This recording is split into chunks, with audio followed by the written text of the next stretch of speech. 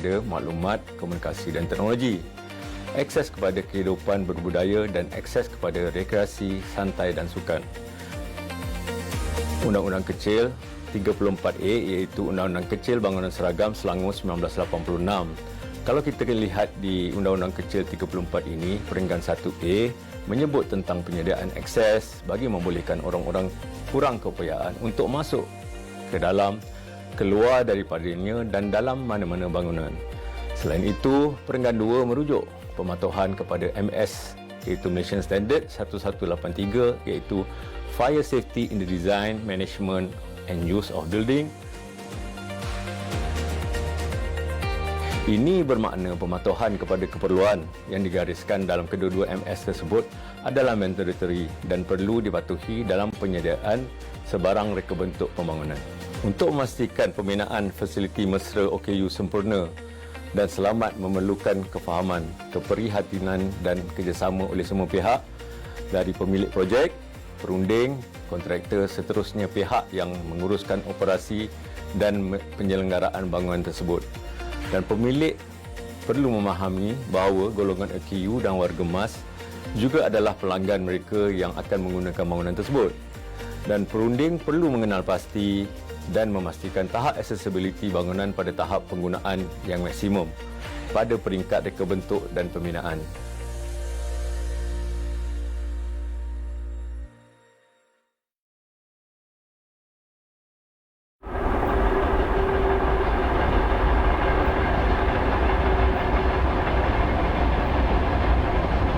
Bagi merealisasikan hasrat anak muda, kerajaan akan memastikan pindaan perlembagaan yang membolehkan warga negara berumur 18 tahun dapat mengundi dan akan dilaksanakan dalam tempoh terdekat. Pilihan raya pada masa hadapan akan menyaksikan warga negara Malaysia yang berumur 18 tahun dibenarkan mengundi dan dibolehkan menjadi calon berbanding had umur asal 21 tahun sebelum ini. Pindaan terhadap rang undang-undang RUU Perlembagaan dalam kurungan pindaan 2019 itu antara lain turut meluluskan pendaftaran pengundi dilakukan secara automatik berdasarkan maklumat lengkap mereka. Apakah yang dimaksudkan dengan undi 18? Apakah skopnya?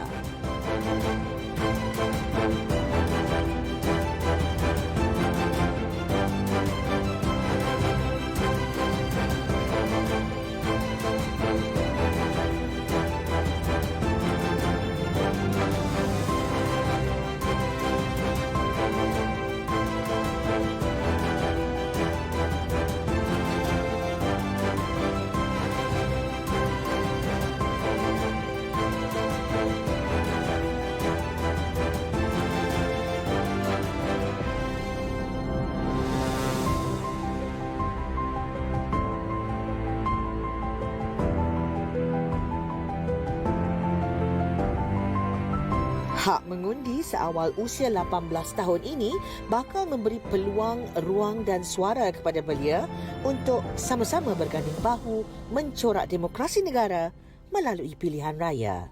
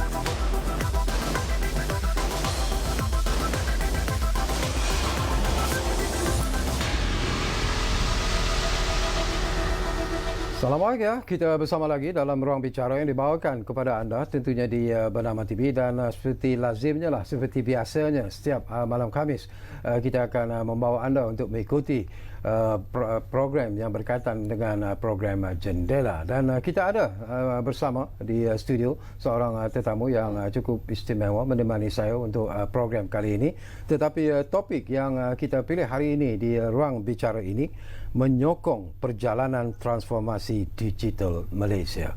Dan izinkan saya terlebih dahulu memperkenalkan tetamu yang sudah pun bersiap sedia bersama dengan saya. Kita ingin mengucapkan selamat datang kepada yang berbahagia Puan Syazurawati Abdul Karim. Betul ya sebutan tu ya? Betul, Cik Sekali. Iaitu Naib Presiden Eksekutif TM1. Dan kita juga sebenarnya ingin memperkatakan tentang apa yang telah dan sedang dilakukan oleh TM1, dan sudah pastilah ini merupakan sesuatu yang cukup penting sebenarnya. Dan sebelum itu saya juga ingin maklumkan kepada anda sedikit maklumat yang saya terima. TM1 sebenarnya menawarkan perkhidmatan awan ataupun cloud, pusat data perkhidmatan terurus dan juga penyelesaian pintar dengan mengutamakan keselamatan dan privasi sektor kerajaan dan perusahaan swasta sepanjang dan selepas transformasi. Dan ini membolehkan mereka membuat lonjakan pendigitalan mereka dengan yakin. Itu sesuatu yang cukup menarik sebenarnya. Barangkali sebagai permulaan ini Syaz ya, mungkin sebagai pembekal perkhidmatan awan ataupun cloud service provider tunggal tempatan, apakah peranan TM1 sebenarnya dalam transformasi digital negara? Terima kasih Encik Syakawi. Ya. TM1 adalah pemberi perkhidmatan awan dan pusat data yang terbesar di Malaysia. Kami memang komited di TM1 untuk menawarkan solusi digital kepada kerajaan Malaysia, dan solusi kami mampu menjawab aspirasi MyGov Cloud untuk merealisasikan transformasi digital sektor awam ke hadapan. Kita juga tahu dari Malaysia Digital Blueprint, aspirasi dari situ memerlukan 80% daripada data sektor awam untuk disimpankan di pusat data dan di awan. Kami telah setakat ini melaburkan hampir 1 bilion ringgit kehadap semua pusat-pusat data kami di seluruh negara untuk memastikan kami boleh menampung data-data awan di Malaysia. Ya, di samping itu infrastruktur pusat data kami boleh menjawab kemahuan kerajaan dari dua aspek yang sangat penting. Satunya dari segi penempatan data di dalam negara atau kita kata local data residency. Kita juga yang kedua boleh memberikan orang kata data sovereignty, maksudnya kedaulatan data mengikut undang-undang di Malaysia. Kami percaya kolaboratif di antara TM1, pihak swasta dan juga kerajaan boleh memacu lebih pantas pendigitalan kerajaan atau public sector ke hadapan supaya kita boleh mendapat status Malaysia negara maju berteknologi tinggi di 2030 nanti insya-Allah. Okey, sebelum tu saya juga nak dapat pandangan Syaz bila kita bercakap tentang transformasi digital ya. Kalau kita lihat daripada apa yang ingin dicapai oleh kerajaan sekarang boleh dikatakan sudah pun mula bercakap tentang transformasi digital ini. Kita bercakap tentang digital economy dan sebagainya. Apakah apa yang dilakukan oleh kerajaan ini tepat pada masanya, dan dengan kerjasama daripada TM1 sendiri, hasrat yang ingin dicapai oleh kerajaan itu akan tercapai juga akhirnya? Okey, insyaAllah. I think digital ini jika kita ambil pendigitalan dari arah teknologi berteraskan insan. Apakah maksud itu? Kita kata human-centered technology. Ya, kami percaya pendigitalan menyeluruh kerajaan. Inilah paksa yang kita harus kehadapankan. Maksudnya semua solusi digital yang kita lakukan hanyalah untuk mengikut keperluan rakyat, keperluan pengguna, keperluan pelanggan, semuanya untuk kebaikan masyarakat dan juga perniagaan. Jadi jika kita melakukan pendigitalan melalui teknologi berteraskan insan, kita akan dapat kehadapan dengan lebih cepat dan lebih tepat. Ini bukan konsep yang baru ya. Banyak bandar-bandar lain juga bandar-bandar maju lain, kerajaan maju lain juga menggunakan teknologi penteraskan insan untuk mengenengahkan dan percepatkan program digital mereka. Ya, saya terhati dengan apa yang Syah sebut, tetapi sebenarnya ada lagi perkara apa yang sebenarnya diperlukan untuk menjayakan pendigitalan ini sebenarnya, Syah. Okey, kita perlukan infrastruktur yang meluas. Itulah di antara program yang kita lakukan ya, Jendela, MyGov Cloud, melebarkan talian jalur lebar ke seluruh negara, ke seluruh premis dan juga rumah-rumah.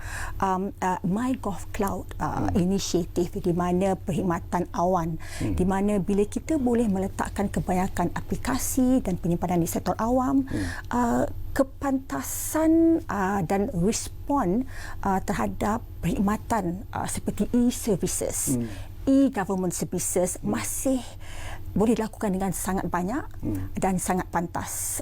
Ini yang kita perlukan untuk menambah baikkan perkhidmatan digital di Malaysia. Jadi di kami di TM1 pusat-pusat data kami diratetkan sebagai tier 3 ya.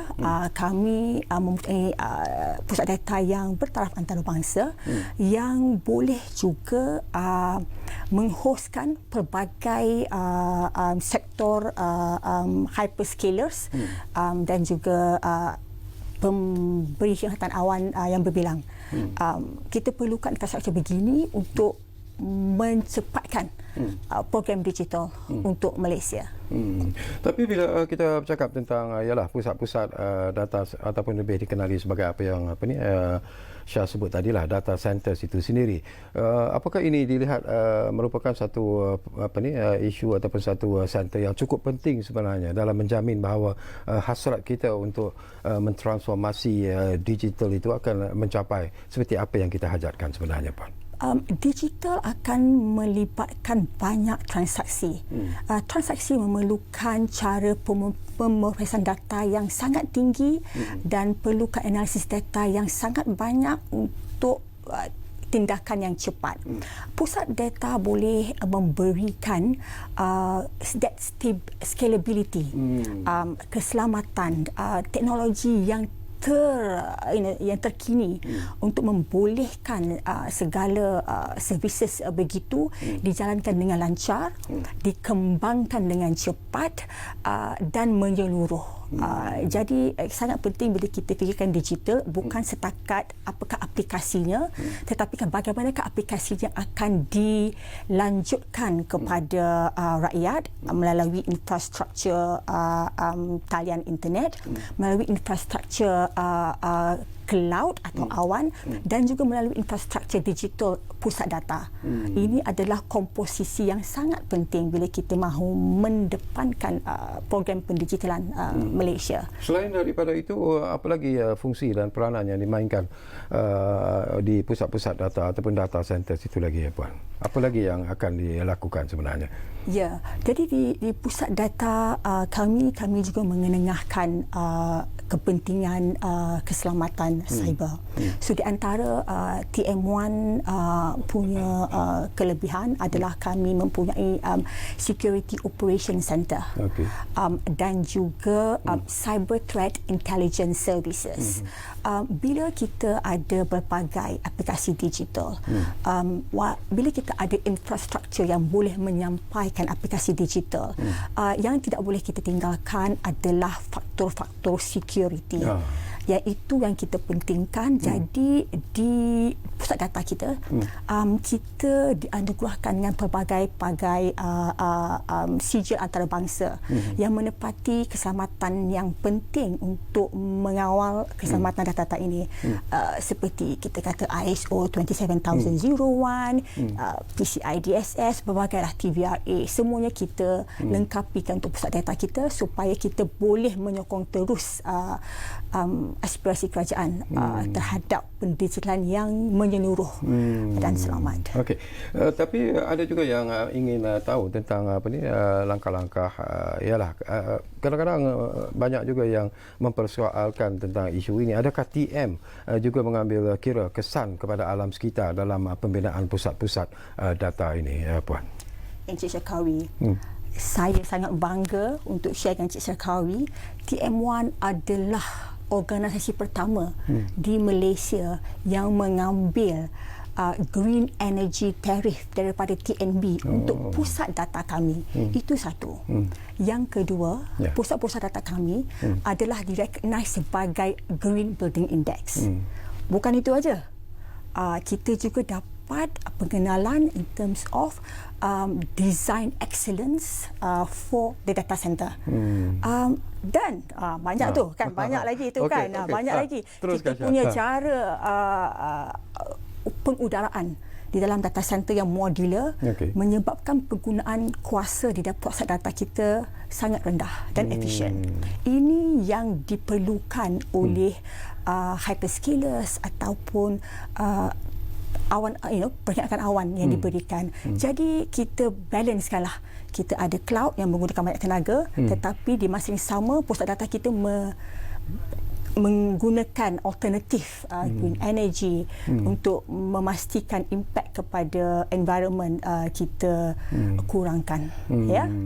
Okey. Itu satu langkah yang saya rasa cukup harus diberi pujian kepada TM1 sebenarnya. Tetapi selain daripada perkhidmatan awan seperti apa yang Syah sebut sebentar tadilah, saya difahamkan bahawa TM1 juga giat dengan penggunaan penyelesaian bandar pintar. Ini pun sesuatu yang mungkin ingin juga kita kongsikan bersama dengan Syah. Apa yang dimaksudkan dengan perkongsian ataupun inisiatif yang dibuat ini? Apa yang dimaksudkan sebenarnya penyelesaian bandar pintar itu? Terima kasih. Ya, ini topik yang sangat saya suka. Bandar-bandar global semasa sentiasa kehadapan kerana mereka meneraskan konsep bandar pintar. Kita tidak boleh ketinggalan di Malaysia. Konsep bandar pintar adalah apabila kita mengenengahkan solusi bersepadu menyeluruh untuk setiap bandar itu menjadi lebih bagus dalam memberikan khidmatan kepada rakyat. Dan setiap bandar ada keperluan masing-masing. Bandar di Johor, bandar di Perak memerlukan solusi bandar pintar yang berlainan kerana keperluan masyarakat di sana berlainan. Komposisi perniagaan di sana juga berlainan. Jadi di TM1 awal tahun ini kami ada lancarkan City Leap Summit 2022. Dalam City Leap Summit 2022 kita juga ada penglibatan daripada KPKT ataupun Kementerian Perumahan dan Kerajaan Tempatan. Di kita punya City Leap Summit kita ada 60 partisipan dari about 26 PBT di seluruh Malaysia. Jadi kami adakan klinik bandar pintar bersama macam-macam bandaraya dan juga PBT ini untuk mengenal pasti tindakan yang tepat untuk setiap bandar-bandar mereka. Seumpamanya kami ada sudah berbagai orang kata memorandum of understanding dengan PBT seperti Majlis Bandaraya Ipoh. Kami juga telah laksanakan di hampir 20 PBT kita kata smart surveillance yang boleh membantu PBT memberikan keselamatan dan kawalan yang lebih baik untuk rakyatnya. Jika berlaku sebarang jenayah atau insiden, PBT boleh respon dengan lebih cepat dan boleh mencegah.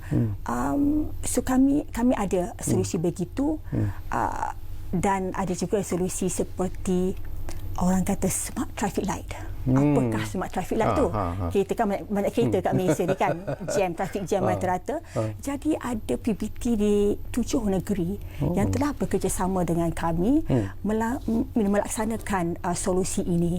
Jadi bila kita ada smart traffic light dengan artificial intelligence, jadi perjalanan trafik lebih lancar. Kita dalam trafik tak lama sangat kan. Apakah maksudnya? Maksudnya kita boleh kurangkan juga pelepasan karbon di bandar-bandar. Balik kepada impak alam sekitar. Jadi bandar pintar perlu kita considerkan faktor-faktor dari segi masyarakat dan juga dari perniagaan. Jadi smart surveillance apply ke masyarakat dan perniagaan, di smart traffic light boleh apply ke semua pengguna jalan raya.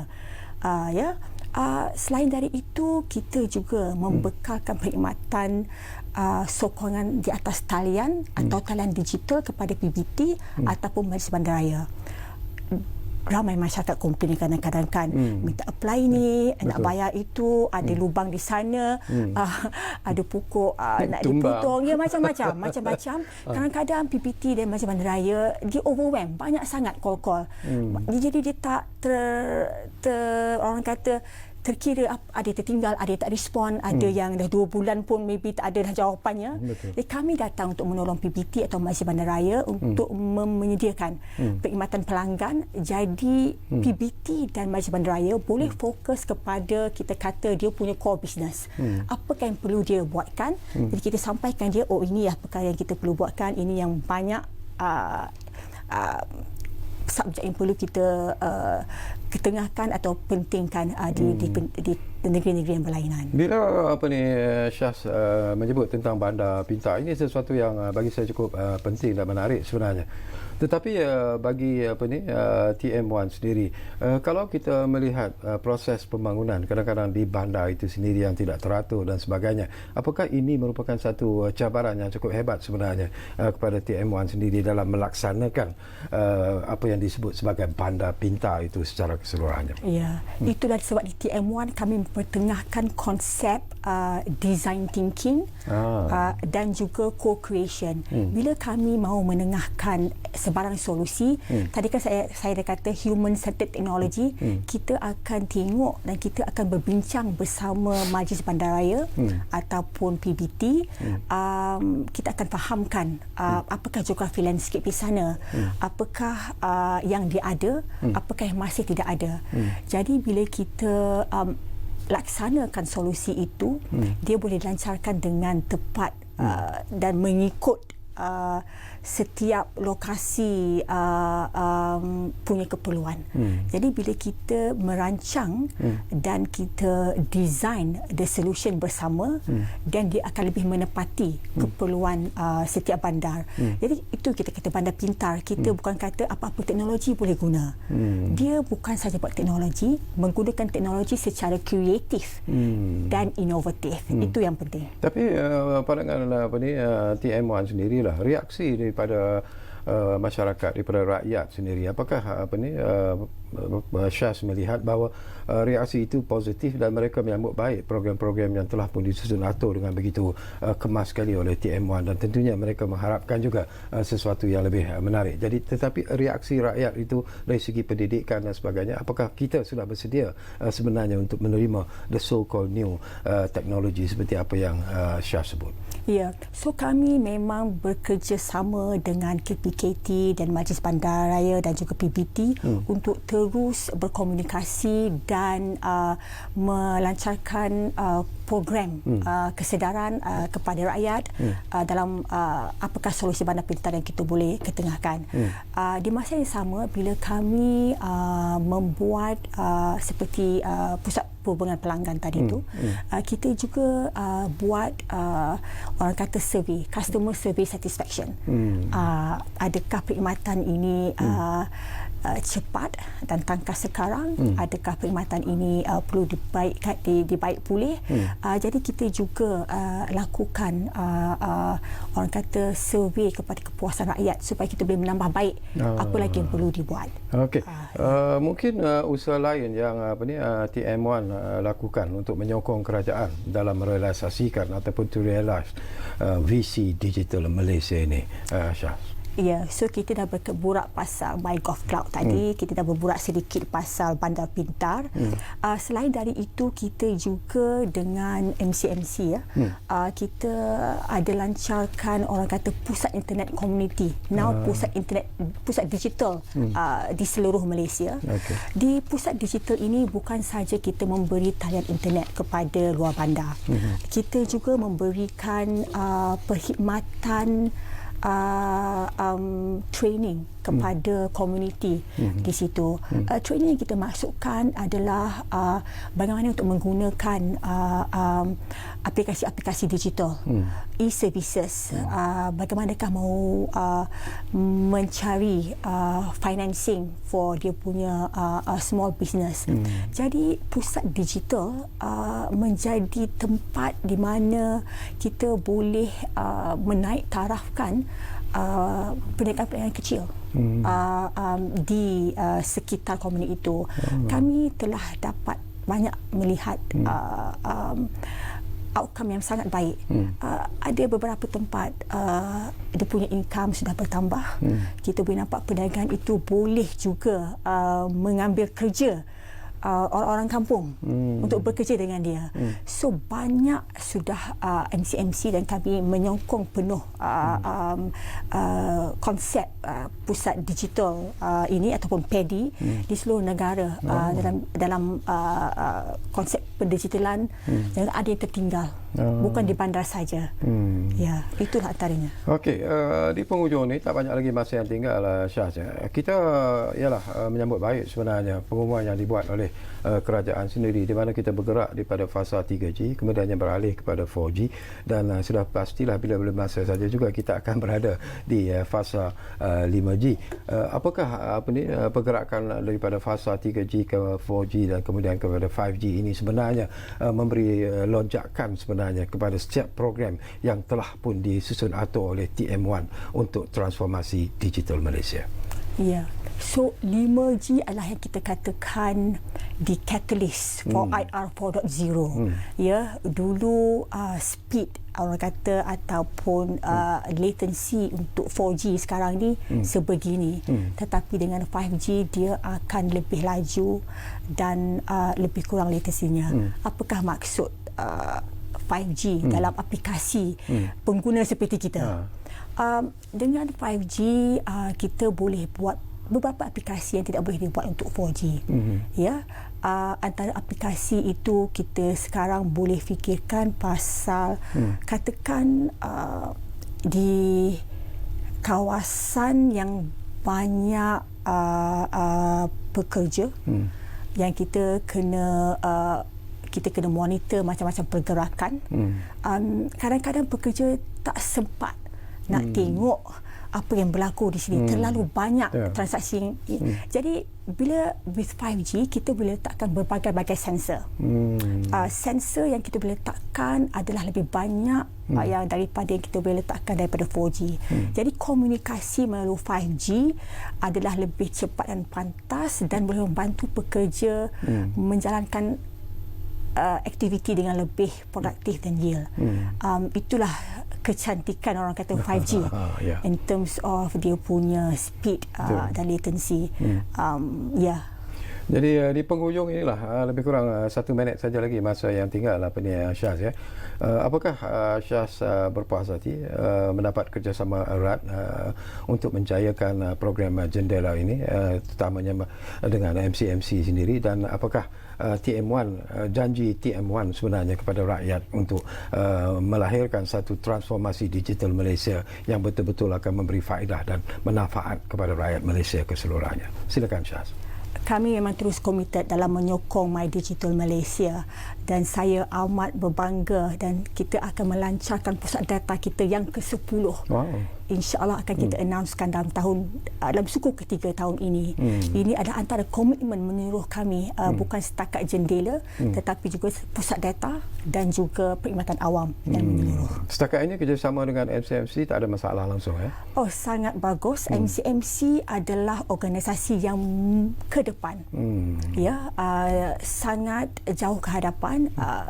Dia akan membawa kita bersama dengan dia. Projek Jendela yang menyeluruh sekarang ini adalah sangat penting untuk era digital Malaysia. Digital sangat penting kerana kolaborasi kita dengan MCMC pasal digital akan menaikkan kita punya sosioekonomi negara untuk menjadi negara Pendapatan high income nation. Minta maaf. Bergulung lidah saya nak cakap tu pasal penting sangat kan. Okay.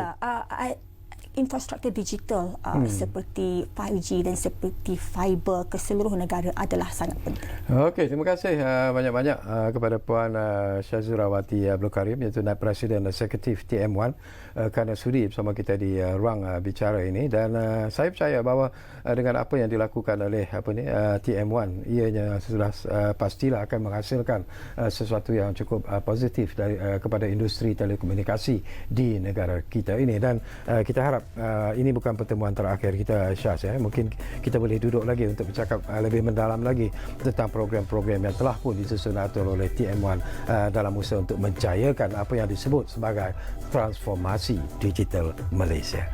Baik, terima kasih kepada anda yang menumpukan perhatian bersama kami di ruang bicara ini, dan seperti yang selalu kami janjikan kepada anda, ruang bicara akan terus berbicara bersama anda dari masa ke semasa. Kita jumpa lagi.